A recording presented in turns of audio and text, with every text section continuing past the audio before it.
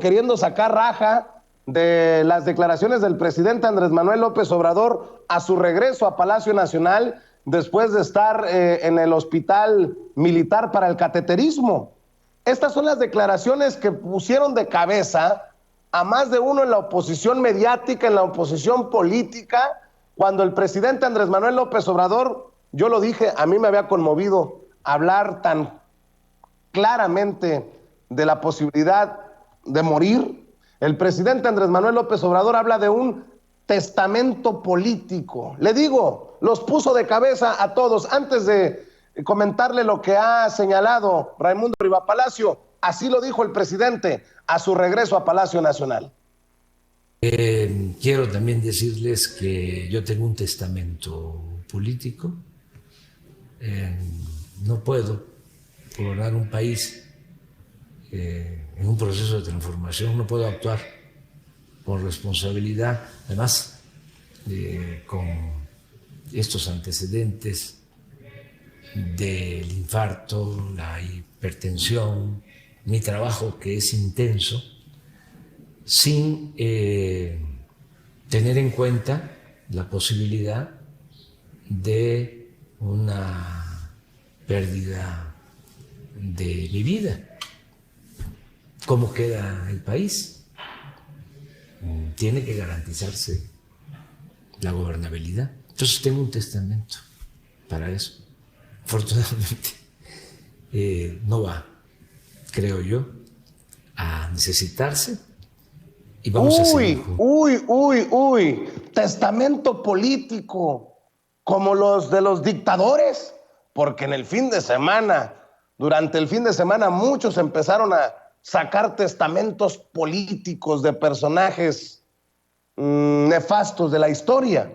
Bueno, pues el gran, nótese mi sarcasmo, Raimundo Rivapalacio publicó en su columna en El Financiero: el testamento de Andrés Manuel.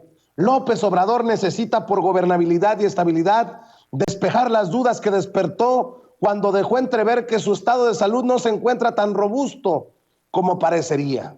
Ya me están matando al presidente, me lo están poniendo a un pasito del hoyo, hombre. Dice Raimundo Rivapalacio: eso de que el pecho del presidente Andrés Manuel López Obrador no es una bodega genera más problemas que beneficios.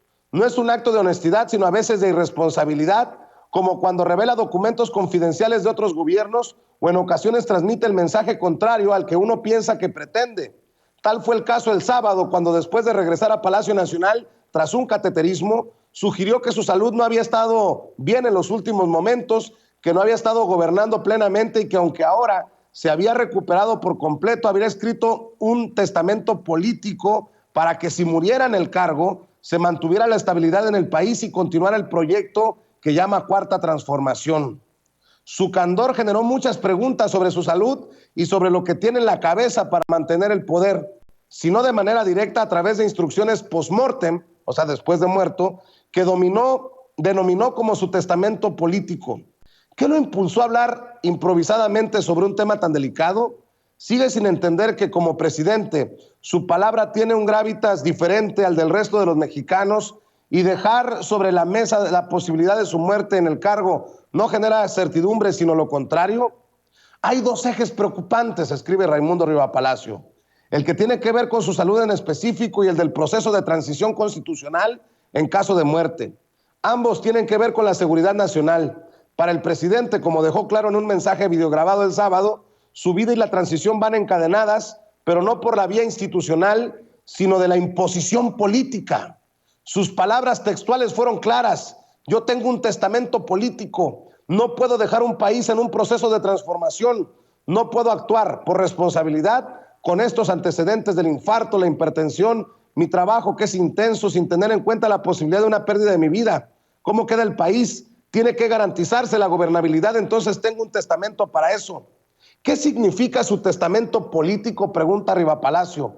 Hoy va a tener que precisar a qué se refería, porque lo que puede interpretarse es que deja amarradas las cosas para el Congreso, para que el Congreso de la Unión elija como presidente sustituto a quien él quiera para que continúe su obra.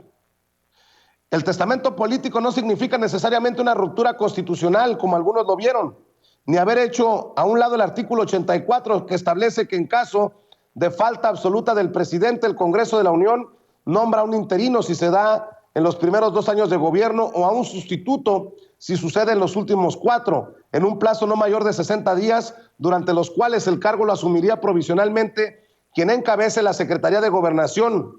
La designación se haría por medio de una votación que requiere mayoría calificada. ¿Qué significa su testamento político?, pregunta Raimundo Rivapalacio.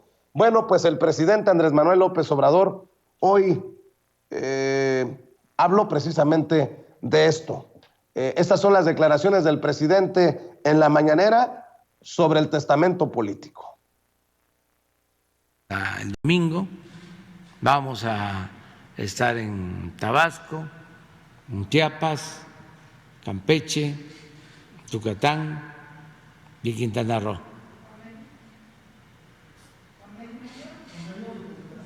No, porque es supervisión de los tramos, pero nos vamos a estar viendo aquí todos los días. Y vamos a poder estar hablando acerca de lo del testamento que genera, ¿no?, alguna inquietud. Tengo la responsabilidad de actuar, pues previendo todo, cualquier circunstancia, más cuando iba yo a someterme a este cateterismo, y tengo desde hace algún tiempo un testamento, y ya siendo presidente le agregué un texto que tiene, como lo dije en el video, el propósito de que en el caso de mi fallecimiento se garantice la continuidad en el proceso de transformación y que no haya ingobernabilidad,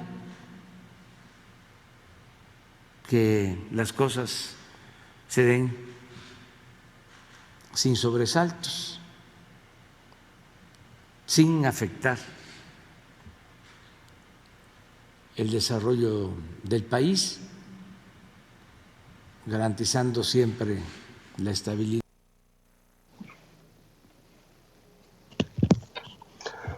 Yo me pregunto, Toño, si esta preocupación de Raimundo Rivapalacio y otros sobre el testamento político del que habla el presidente Andrés Manuel López Obrador no es su frotarse las manos, salivar con la posibilidad de que se muera el presidente, porque, híjole, cómo lo odian, cómo lo persiguen, y hasta no sé.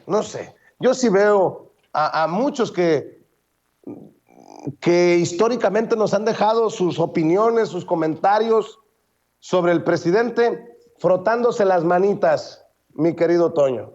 Pues fíjate, Vicente, que creo que todo esto se exhibe claramente con una caricatura que publicó Hernández muy fuerte este fin de semana, y que va a poner don David en pantalla. Una caricatura en la que aparecen pues 2 féretros, ¿no?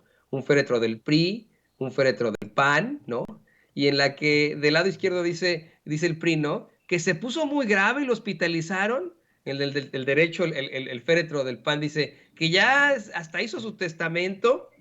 Creo que Raimundo Rivapalacio, como un personaje muy cercano a las esferas del poder, alguien que trabajó en el gobierno de Carlos Salinas de Gortari, que estuvo al frente de Notimex con Carlos Salinas de Gortari, que en tiempos panistas de Genaro García Luna, de Vicente Fox y Felipe Calderón con Genaro García Luna, hasta fue al búnker de García Luna y etcétera, exhibe, es claramente el ejemplo, ¿no? de esa realidad que publica Hernández en este magistral cartón. O sea, los que están destrozados, de los que deberíamos estar los mexicanos preocupados en cuanto, no a su salud, pero en cuanto a su futuro, a su existencia, este cabrón como pseudo periodista y pseudo intelectual, son ellos.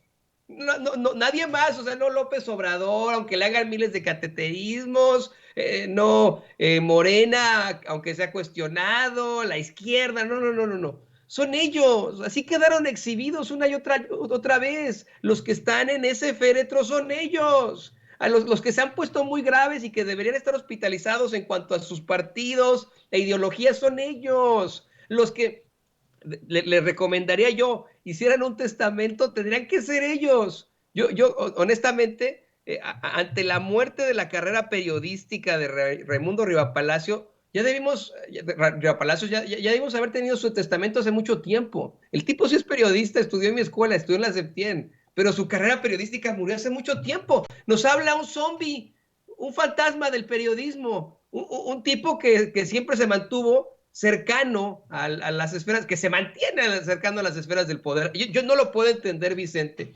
porque en la Septien tenemos clases, segmentos completos de ética periodística, ¿no? Tenemos semestres completos de ética periodística, y nos plantean lo que dice López Obrador en la mañanera, que no hay cuarto poder, que es el antipoder, que el periodista no puede estar cerca del poder, tiene que ser ajeno al poder, tiene que estar muy cerca del pueblo. Eso no lo entendió Raimundo Rivapalacio. No sé si se fue extraordinario de ética periodística en la Septien, de verdad no lo sé, ¿no? Está cabrón el tipo, y el que debió haber hecho su testamento hace mucho tiempo era él. Fíjate, Toño, que estoy pensando también cómo le apuestan a la desestabilización, porque quieren que el presidente diga, ¿quién heredará el trono, su majestad? Claudia Sheinbaum, Adán Augusto, Marcelo, ¿quién su majestad? O sea, lo que quieren es que el presidente diga algo que va a generar caos. Eso es lo que buscan, no es otra cosa, no es que estén preocupados, buscan, pues eso, el desmadre, Toño. Además de todo, ese es el punto de desestabilización para que la gente se preocupe, ¿no? Para que la gente diga, no, pues es que está muy mal, se tuvo que hacer un cateterismo, no sabes qué va a ser del país. Y esto no solamente afecta la conciencia de la gente que va a votar en las elecciones de este año y que va a votar en 2024. Por supuesto que esta especulación afecta a los mercados. O sea, yo muchas veces he intentado explicarle esto a conservadores que verdaderamente odian a López Obrador. Les digo, si no estuviera López Obrador, hubiera serios problemas en el mercado, ¿no? O sea, el hecho de que le pasara algo, ponle, porque ya se enfermó por coronavirus 2 veces, por el infarto que tuvo, sería destructivo para ellos mismos, o sea, para el bolsillo del mismo Raimundo Rivapalacio. Habría problemas en el financiero, porque habría problemas económicos a nivel nacional. O sea, lo saben ellos, pero son bien pendejos. O sea, son los típicos que quieren quemar el barco completo con ellos adentro, ¿no? Quieren quemar la casa adentro con ellos adentro, mientras, y adentro y quemándose en medio del humo, dicen, pero teníamos razón, ¿no? O sea, imagínate, ¿no? Es muy desagradable, Vicente. Así es, y cambiar